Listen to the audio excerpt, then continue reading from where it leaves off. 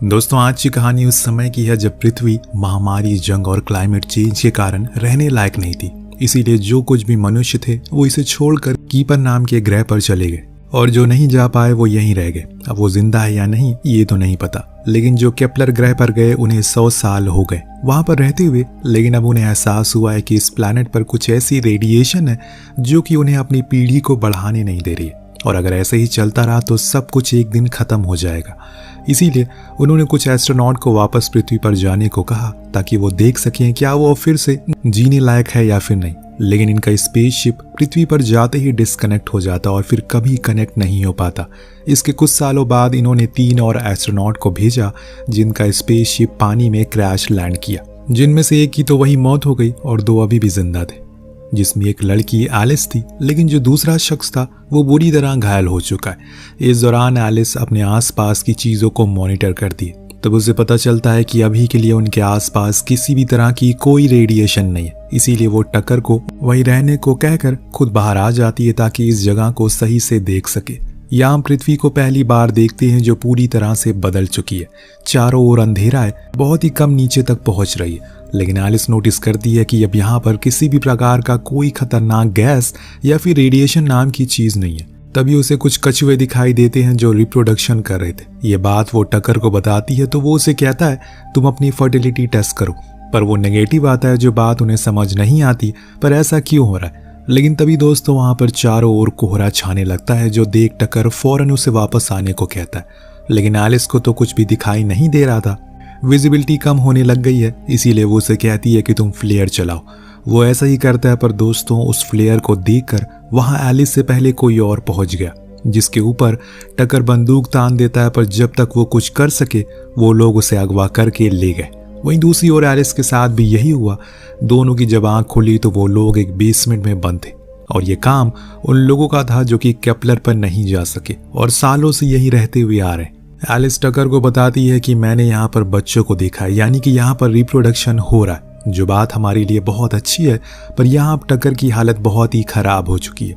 उसे तुरंत ही इलाज की जरूरत है, जिसके लिए एलिस ने इन लोगों से मेडिकल किट मांगी।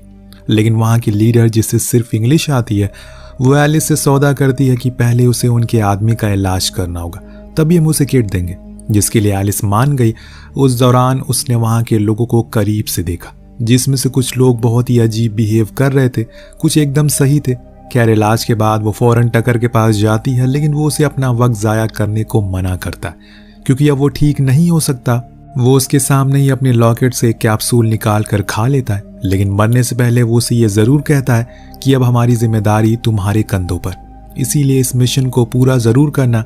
ये कहकर वो अपना दम तोड़ देता है, जो देख एलिस बहुत ही उदास हो जाती है क्योंकि इस मिशन पर इन लोगों ने अपने बहुत ही खास लोगों को खो दिया, जिसमें एलिस के पिता भी शामिल थे जो पहली बारी में यहाँ पर आए थे। लेकिन उतरने के बाद उनका कोई कनेक्शन उसे नहीं मिला। जब वो छोटी थी तब उसके पिता बहुत बार उसे पृथ्वी के बारे में बताते थे और हमेशा ये भी समझाते थे कि वहाँ के लोग बहुत अच्छे हैं, बस उनसे अच्छे से पेश आना चाहिए।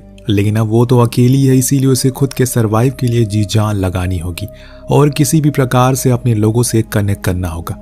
अगर वो यहाँ आ गए तो सब कुछ पहले जैसा हो सकता है। लेकिन अभी के लिए यहाँ के बच्चे उसे तंग करने का हर कोई तरीका अपना रहे हैं।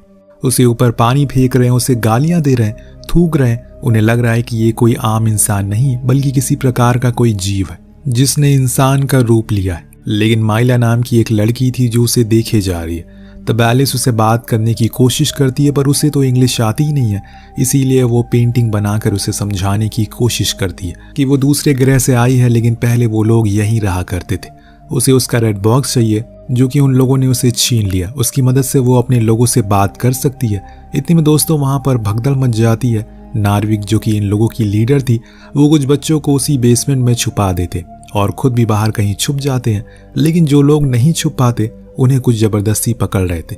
जो सब कुछ एलिस उस बेसमेंट से देख रही थी, उसे वहां माइला भी दिखती है जिसके हाथ में वो रेड बॉक्स था। लेकिन तभी वो लोग आकर उसे उठा लेते हैं और अपने साथ ले जाते हैं। इतने में ही उसके साथ का एक बच्चा रोना शुरू कर देता है, जिसे एलिस फौरन गोद में ले लेती है और उसे चुप कराने की कोशिश करती है। अब ये एहसास उसके लिए एकदम नया था क्योंकि उसके प्लैनेट पर किसी भी इंसान ने पिछले 55 सालों में पहली बार किसी बच्चे को गोद में लिया। एक माँ का एहसास एलिस को पहली बार था, तभी उनके ऊपर एक बंदूकधारी आदमी आकर खड़ा होकर चेक करने लगता है, लेकिन एलिस उन सभी को छुपा लेती है, जिससे वो लोग चले जाते। इसके बाद नार्विक बचे हुए लोगों को बाहर निकालती है और अपनी बेटी माइला को ढूंढने, पर उसे तो वो लोग लेकर चले गए, जो जानकर वो पागल सी हो गई और फौरन वहां एक फ्लेयर लेकर निकल गई अपनी बेटी को ढूंढने के लिए। उनके पास कोई हथियार थोड़ी था, पर एलिस भी उसके पीछे पीछे जाने लगी, जो बात नार्विक को पसंद नहीं आई, पर वो फिर भी चलती जा रही है। बीच में हमने देखा कि नार्विक एक पत्थर को काट कर खा रही है। दरअसल दोस्तों, जब पृथ्वी का नाश हुआ, यहाँ पर ना तो पेड़ था ना ही कोई जीव जंतु जिसका ये लोग शिकार कर सके। बस एक खास किस्म का पत्थर था जिसकी चौल को खाकर ये लोग अपना पेट भरते थे। वहीं एलिस भी खुद की प्यास बुझाती है। कुछ दूरी पर इन्हें वो लोग दिखते हैं जो सभी बेसहारा लोगों को जबरदस्ती एक बोट पर बैठा रहे थे, जिसमें माइला भी होती है, जो देख नार्विक उन पर फ्लेयर से शूट करती है, लेकिन एलिस उसे ऐसा करने से रोकती है क्योंकि इससे कुछ नहीं होगा, ये किसी की जान नहीं ले सकती। लेकिन नार्विक को लगता है कि ये भी एक बंदूक जैसी है, तो इसमें भी गोली निकलती होगी। पर तभी एलिस उसे एक पंच मारकर वहीं बेहोश कर देती है और फिर उस फ्लेयर को दूसरी दिशा में चलाकर उन लोगों को डिस्ट्रैक्ट करती है। खुद तैर करके उस बोट तक पहुंच गई जहां उसे रेड बॉक्स भी मिल गया। लेकिन तभी वहां पर वो लोग आ गए, जिसके कारण उसे भी उन लोगों के साथ छुपना पड़ा जिन्हें उन लोगों ने बंदी बनाया हुआ था।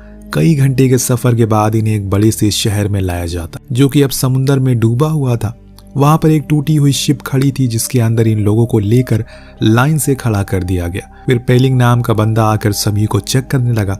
जो उसे ठीक लगता है उसे वो अंदर जाने को कहता है, लेकिन जब उसकी नजर एलिस पर पड़ी तो वहीं रुक गया।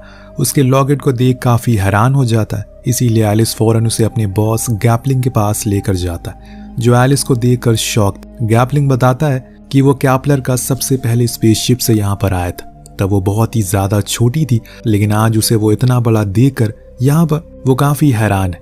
गैपलिंग ने एक नील नाम के बच्चे को अडॉप्ट किया है, जिसको इंग्लिश बोलने आती है।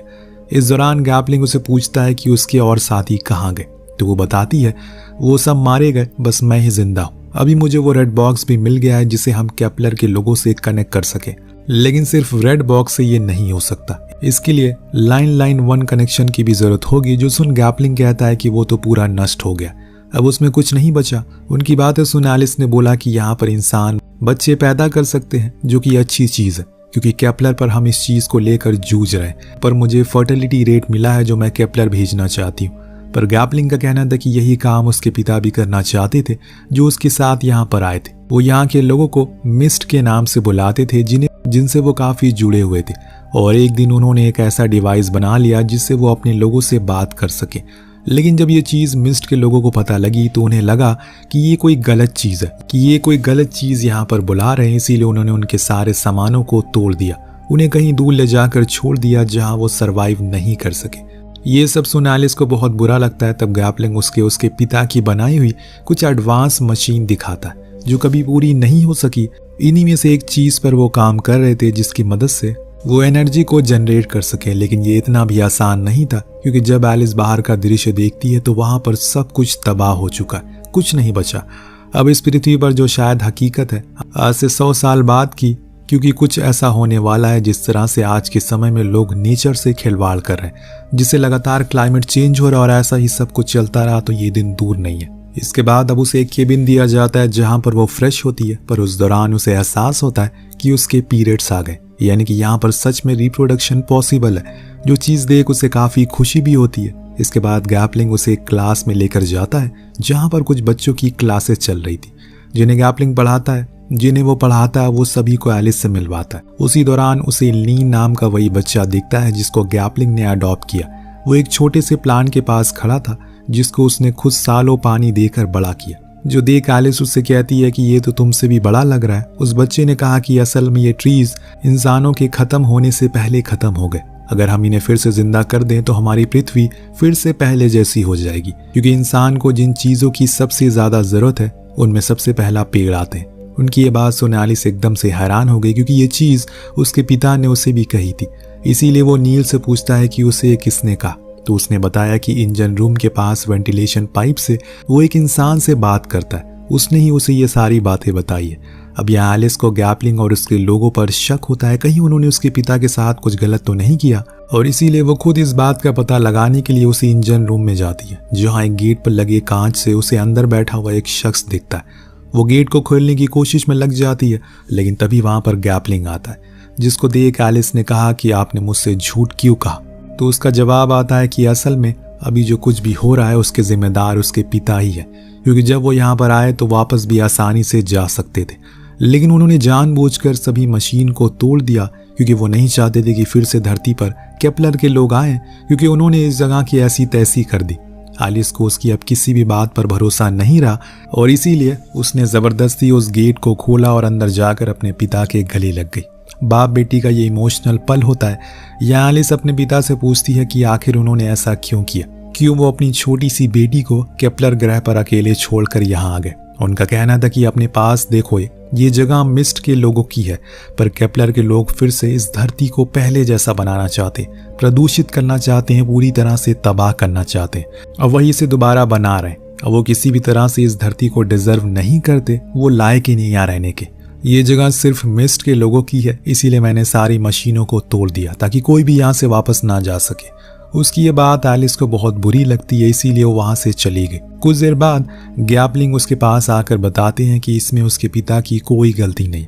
हर कोई चाहता है कि धरती पहली जैसी हो जाए, पर धरती का हाल जो कुछ भी हुआ है उसके जिम्मेदार भी तो हम ही हैं। खैर, मैं यहाँ पर एक वेदर स्टेशन को जानता हूँ, वहां से हम शायद कनेक्शन कर सकते हैं। अब सभी लोग डिनर पर बैठे होते हैं, लेकिन तभी लाइट चली जाती है।